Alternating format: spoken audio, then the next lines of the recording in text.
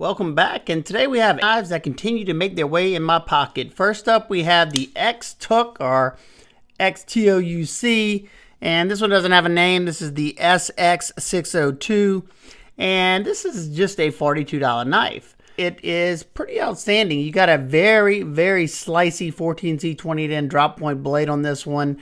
Comfortable handle, very smooth button lock action, nice and snappy as well. Deep carry pocket clip. You can get it in this grippy G10. It's a peel plies. It's got some nice texture to it, and you can get it with the black wash or non-coated as well. And they also now have it in a micarta option, which they didn't have whenever I got this. But just a really good knife for the money. I enjoy using it because of how slicey it is. I think it's like 13 thousandths behind the edge, and it holds a really good edge as well. Next up, we have the Civivi Sentinel Strike. Now, this is a gorgeous, gorgeous Damascus steel knife. The Damascus that Civivi has been putting out in the last few models, it looks outstanding. Just look at that. And when they do it like this, I don't mind. I don't mind it at all. I'm not a huge fan of when they do it like this. They're black wash or whatever they call it finish, and it's just like, you know, basic raindrop. But this new stuff that they're coming out with, it's a polished Damascus. It's beautiful stuff, and this knife in general is outstanding. I bought this one myself. They had sent me the Vision, and I asked them to check out this one, but they did not send it to me. But I wanted to check it out bad enough, and the reason I chose the Damascus steel one is because their Damascus is a stainless Damascus. And I've heard some people say that it's a mixture of their 9CR, and some people say it's a mixture of their 10CR, which is like a VG10 Damascus, which makes more sense. All I know is it holds a really, really good edge, gets ridiculously sharp, and the non-Damascus versions come in K110, which is D2 steel. Now they do a good job with D2, but D2 is not a stainless, and I live in the South, so this one just makes a little bit better sense to me, and it is just stunning. It's a nice full-size knife. You can choke up on it. You got a flipper that's super snappy. You got that long blade hole. You even got thumb studs, and this thing is very lightweight for its size because you have aluminum scales with no liners. And you have this integral back spacer, this piece right here. Now, it is FRN, but I'm okay with it. It makes this thing just a featherweight. I don't know exactly what it weighs offhand, but very, very lightweight, very comfortable in hand. They put a glass breaker on it. At least it's pretty discreet right there. I didn't even notice it at first. And I'm guessing this clip is reversible. Yeah. Yeah, because it's got the little slot right there. So you got a tip up, left or right-handed deep carry pocket clip on this one. The Damascus ones run $106, and the K110 ones run $83. So I think both of them are an excellent bargain, especially, you know, once you get this in hand, you'll know what I'm talking about. Just a spectacular knife. This one has been in my pocket for the last 2 weeks, you know, usually along with another knife, but it's been seeing the most pocket time since I've gotten it. Next up, we have the Sencut Mims.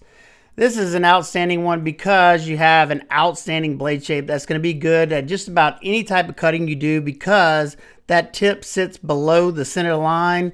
Anytime the tip is either in line with the center of the pivot or a little bit below it, it's going to be good for, you know, in-hand cutting, cutting on a flat surface. You know, just about anything that you can throw at it, it's going to be good at. And this one is outstanding. It's a nice full-size knife. It's got a very snappy action. It did take a little bit of time to break this one in. It was kind of stiff, and the detent was a little stout, but it did break in rather quickly. You can choke up on it, and this one's in 9CR 18 MOV. They do a great job with it, especially on their budget knives. And Sencut has been killing it all around this year. With the Serene, another excellent knife. But this one, I think, makes it in my pocket more than the Serene because I prefer the blade shape a little bit more, even though the Serene is, you know, technically probably a better knife. but this one just, you know, calls to me a little bit more. You can get it in this micarta with the black blade. You can get it with like black G10 non-coated. You can also get it in the cabochon wood or whatever, however you call it. That looks nice as well. Yeah, absolutely love the Sencut Mims, and you can get these. They range from $43 to $47 depending on which one you get. Next up is the Petrified Fish Viking. And I picked this one up probably about a month ago, and I don't even think I've shown it on the channel, but I've been enjoying it here lately. It's a very comfortable in-hand knife and a super bulky tip on that one. Just look at that. Very, very nice.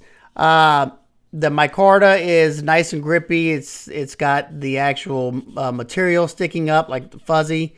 Nice and contoured scales, hidden lanyard pin, and a wicked looking blade. Got those nice dual fullers on both sides. This is in Bowler K110, pretty much like I said, D2. Smooth action. Now I would probably carry this one a lot more if I loved front flippers. Now it works great. I'm just not a huge front flipper fan, but I was enough of a fan to try this one out. Look out, that's how you do a sharpening tool right there. You know, it's not, they don't bring it far out. You go straight up with it behind the plunge line, and you can have tons of sharpening light before it starts to widen up. And look how thin that is right there. Nice and slicey. Good looking knife. It comes in several different variations. You can get it in a coated blade as well. Denim micarta, all kinds of different ones. I will have links to all these knives down in the description if you're interested in any of these. They do help support the channel. But if you don't want to use my links, you don't have to. No big deal. I wish this one was left-handed carry as well, but it is only right-hand tip up. It is inset and the screws are countersunk, and you have inset stainless steel liners there. Good access to that lock bar. Yeah, overall quality knife. Number 5 is the Shrade Alpha Class Radok. Now, a while back, I think this was in one of my videos, but it was one that I couldn't recommend at the time. And the only reason I couldn't recommend this knife is because of the price tag. I think they wanted like $200 or something for it, which I just didn't see $200. Now, I was on Amazon last night, and I noticed that they marked these down to $101. Now, for what you're getting here, I think they're claiming this is USA made. I don't know for a fact or not, but you know, if it is, awesome, and that makes this that much better. S35 VN steel, forged carbon fiber. That's nice and contoured and very, very comfortable in hand. I love this little scoop, even though this jimping is kind of aggressive. It's not overly aggressive. Depending on what you're cutting. I usually am holding it in the hammer grip anyway, or I'll over choke and go to the top right there. But right here, if you had to do some sort of piercing, your thumb's not going anywhere. I don't love the fact that they went with a milled stainless steel clip, but you could easily probably find something that would that would fit just these two screws right here. I haven't even tried looking because it doesn't bother me that bad. The action is outstanding on mine. Beautiful action.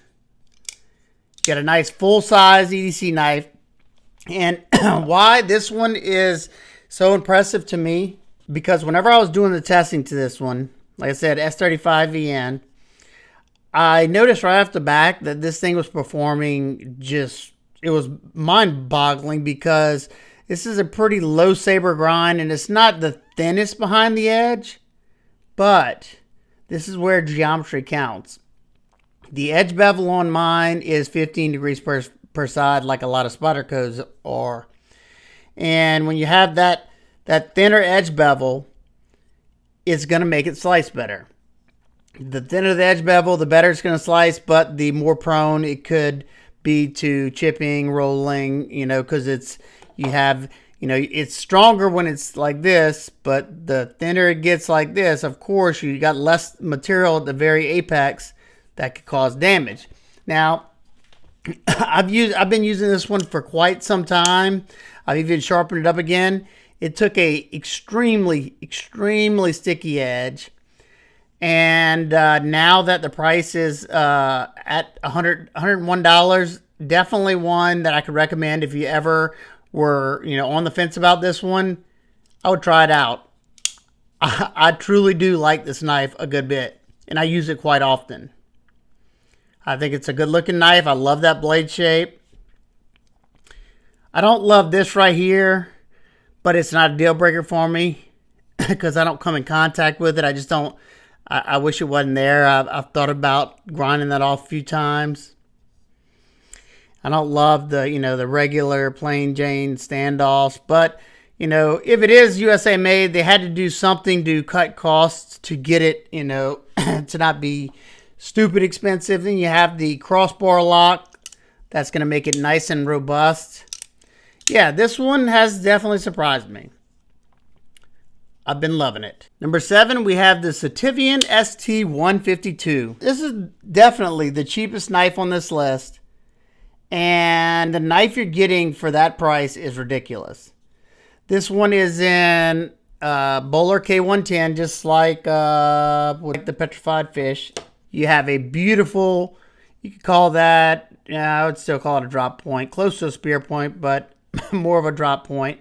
You have a high flat grind that comes down, and I was feeling this the other day because I was doing some cutting and I was noticing how slicey this thing is. It's around 13 to 14 thousandths behind the edge right here. Came ridiculously sharp. Beautifully contoured micarta. You can get it in G10. The action, outstanding. Flipping action, excellent. Ergos, great, no matter which grip I hold it in. For the price tag, I don't think you can go wrong with this knife. Dang good beater. Now, I've had several Sitivien knives that had some issues, but this is the first one that I've gotten that has been solid through and through. And I've owned, I think, 3 of these now. Outstanding knife for the money. Kind of hard to beat. Last, we have the Cold Steel Engage 3.5 inch. I reviewed this one a while back on the channel, and I beat the snot out of this knife. And it handled it like nobody's business. I hammered this knife into a tree and stood on it. And it's still perfect. No side-to-side play, no up and down. This one is in S35 VN. It has the new Atlas lock that's really very similar to the Demko Shark lock. It's a fidgety lock for sure. You can tighten it up if you don't want it to free drop like that. Anytime that I have some tough work around the house that, it probably destroys some other knives, this is the one I go for. Now, I would definitely like to check out the drop point version that I saw. I don't know if they have the S35 in the drop point, but that one is a lot more enticing because I prefer that blade shape. This one has a little bit too much belly for me, but still, it's a good knife. Comfortable in hand too. It really locks you in. That lock is a safe lock too if you want to keep your fingers out of the blade path. Very nice. And this is the first cold steel that I got out of box that had a good pocket clip. And it's got a deep carry now. I wish they would have inset those screws, but this one is, I don't have to have a crowbar to pry it up like on my AD10. This one's starting to see some character marks on it. The blade still looks fairly good. I mean, if you watch my review, you know I didn't take it easy on this one. So yeah, that's the knives that, I definitely think you should check out if you've ever been on the fence on any of them. All of these are great options to add to your EDC arsenal. This one, man, great value for the money. It's a nice full-size EDC knife. Super slicey one here. And the Xtouc button lock. And, of course, we got the Viking. Very comfortable knife. All these are pretty full-size EDC knives. I think the Xtouc is the smallest out of the bunch. And then, of course, we got the oh-so-sexy Sencut Mims. Awesome knives. If you have any questions about any of them in particular, feel free to ask me down below. If you're interested in any of these, I will have links in the description and I'll try to pin them in the comments as well. All right, guys and girls, I hope everybody's having an absolute amazing day. I will see y'all on the next one. Peace.